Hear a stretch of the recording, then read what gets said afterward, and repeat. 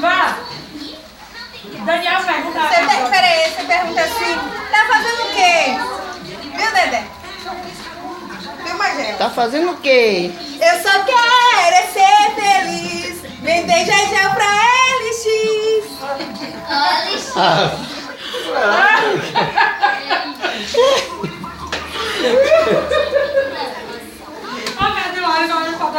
Tá botando no WhatsApp pra você ser comediado. A foto direto, esse povo mostra, rapaz. De me comediar porque eu moro na Pitubinha, fazer o quê?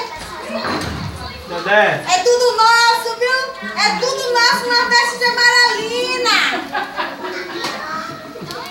Ai, tá de lado, Doc. Ai, já sabia, mano, a sandália sumiu. Acharam minha sandália, irmão, eu sabia correndo com minha sandália. Vai, dá pra um comentário aqui, Daniel, que ela vai falar da perca da sandália dela. Vai, Daniel. Aí, Doc. Ó, ontem eu fui adorar a Deus, saindo da igreja, pedi a Gegel pra me levar de sombrinha, ele não me levou. Ficou lá sentado no culto. Aí a irmã Neuza foi me levar de sombrinha. E aí eu perdi minha sandália, a minha sandália na favela.